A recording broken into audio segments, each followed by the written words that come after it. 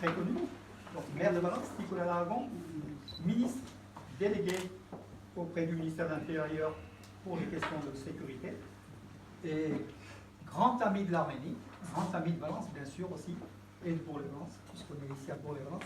Et je salue les élus aussi de Bourg-les-Valence et de Valence qui sont là, dont les adjoints. Je ne vais pas les citer non plus. Un petit message aussi de Georges Rasselin, d'Arménie, et voilà, qui est avec nous par l'esprit, puis il verra les vidéos de toute façon. Voilà.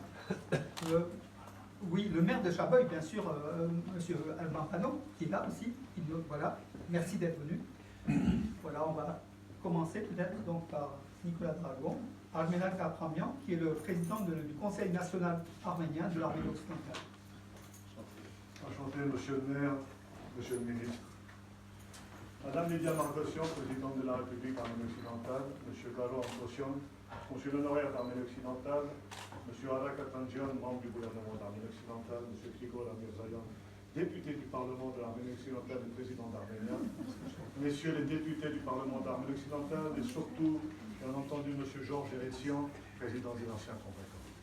Chers compatriotes, chers amis, comme vous avez pu le remarquer, c'est sous le souffle de l'Alsace que nous avons accueilli monsieur le maire, monsieur le ministre. Mais nous pourrions rappeler l'histoire de la ville de Valence et des Arméniens rescapés du génocide. En fait, je ne vais pas trop m'étendre sur cette question. Perpétrée en Arménie occidentale par les gouvernements successifs turcs de 1894 à 1923, ou dans l'étude de M.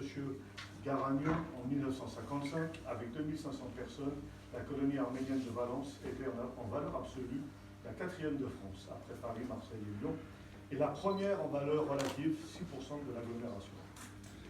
Bien que déjà présent dans les années 1920, c'est au recensement de 1926 qu'apparaissent les premiers Arméniens, 509 hommes et 318 femmes, immigrants, qui ont fui devant les persécutions. De 1926 à 1931, le groupe se gonfle, puis le recensement de 1931 en compte 1670, 860 hommes et 810 femmes.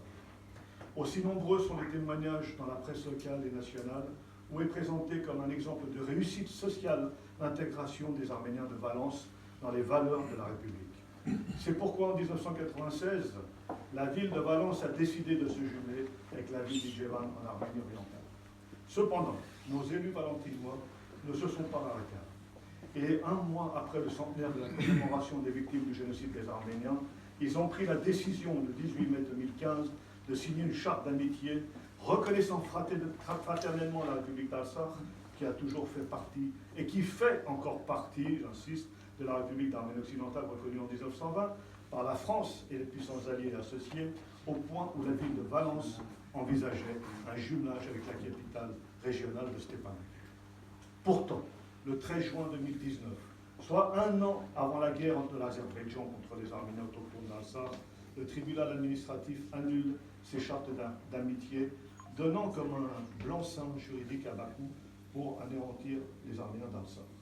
À ce titre, monsieur le maire, monsieur le ministre, avait expliqué à la presse la situation géopolitique de l'Alsace, qui fut rattachée à l'Azerbaïdjan lors de la période soviétique, mais qui est la 13e province d'Arménie, où il n'y a que des Arméniens chrétiens qui y vivent.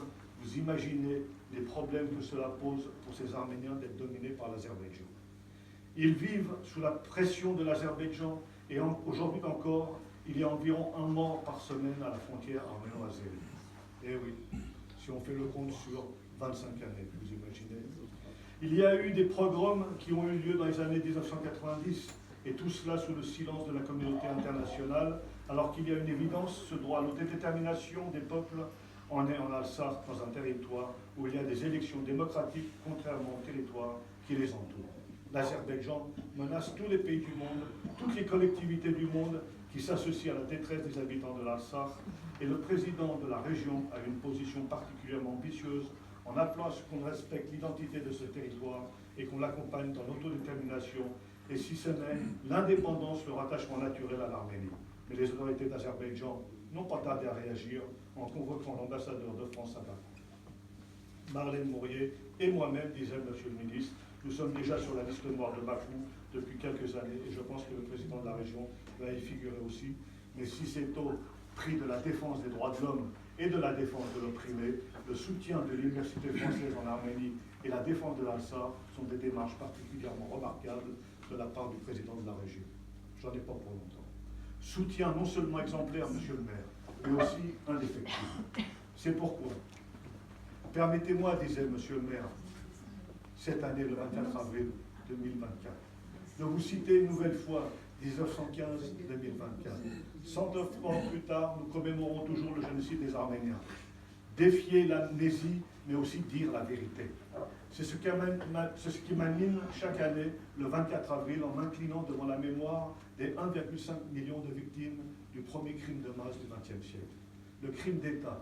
Nous commémorons l'existence tous les ans à Valence, prend encore plus d'acuité cette année, alors que l'actualité récente nous a démontré l'indifférence générale dans laquelle des régimes voyous pouvaient encore procéder à un nettoyage ethnique, religieux et culturel, comme ce fut en Alsace à l'automne dernier. Rappeler aussi à nos amis arméniens et d'origine arménienne que la France et la ville de Valence en particulier s'est toujours honorée d'accueillir en son sein les rescapés de l'horreur pour leur offrir une nouvelle patrie. Reconnaître ce génocide, combattre sa négation, sont des actes de justice et de paix. La paix pour la mémoire des victimes et leurs descendants, la paix pour la sérénité des vivants, la paix qu'il nous faut continuer de défendre et de promouvoir aux confins de l'Europe. C'est pourquoi, sur ces mots, sur ces valeurs qui sont défendues par monsieur le maire, monsieur le ministre, et sur la demande de l'Association des anciens combattants et résistants français d'origine arménienne, représentée par son président Georges Erezian, au nom de l'Arménie occidentale, représentée par sa présidente Lydia Margossian, permettez-nous, monsieur le maire, monsieur le ministre, de vous distinguer de la médaille de l'épée d'Arménie sous l'égide de l'Ordre national militaire d'Arménie occidentale.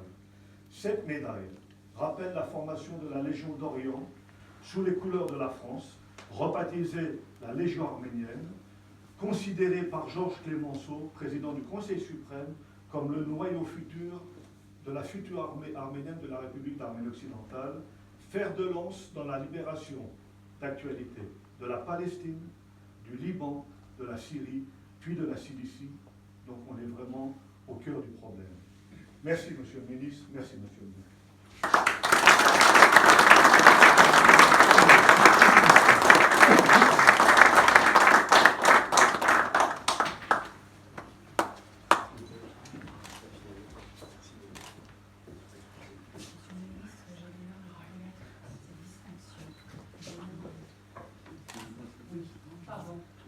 Effectivement.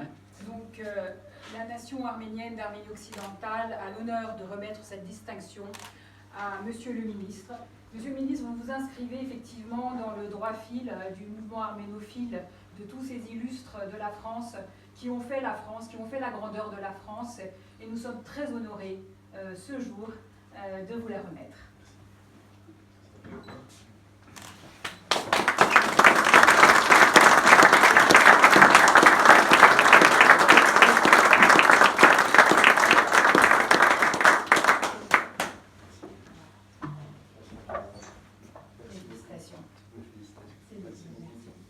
Merci. Quelques mots.